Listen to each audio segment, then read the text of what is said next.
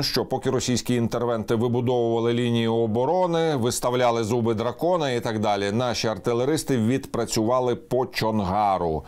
І вже окупаційна адміністрація виє і бреше. Вони навіть не можуть окреслити рівень своїх інженерних втрат. Вони кажуть про відновлення роботи за декілька тижнів. Декілька тижнів – це може бути 5 тижнів, 15 тижнів, 20 тижнів, 40 тижнів. Але ключова історія – невпинно беруться під артилерійський контроль логістичні російські вузли. На нашей территории, звісно. Ну, странно, что они прислушались. Собственно, этот план войны, он был сформулирован, еще мы помним, генералом Залужным в своем знаменитом интервью журналу «Экон» в декабре прошлого года.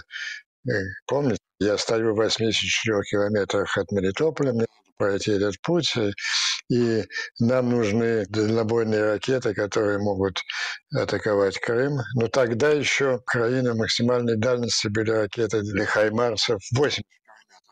Ну, во-первых, и нужно, как он говорит, уже дойдя до Мелитополя, оттуда можно было бомбить Чонгар и Крым.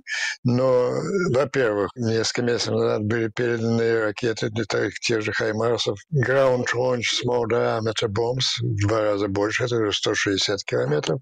И, кроме того, теперь Украина имеет ракеты Storm Shadow британские, как выяснилось при ударе по Чонгару. Это та же самая разработка совместная англо-французского, французов она называется «Скалп». Эта деталь, но она очень интересна, она доказывает, что Франция тоже поставляет эти ракеты. Ну, собственно, это обещал еще Макрон во время визита Зеленского в Париж, и, как мы видим, выполнил свои обещания. Ну, вот этот расстрел дальнобойных ракет всей крымской группировки, он будет просто показательно продолжаться, сколько потребуется, пока они не побегут оттуда, и все эти зубья драконы, которые они там... Понатыкували. Да. Кажется, они, по-моему, это линии Суровикина это называют.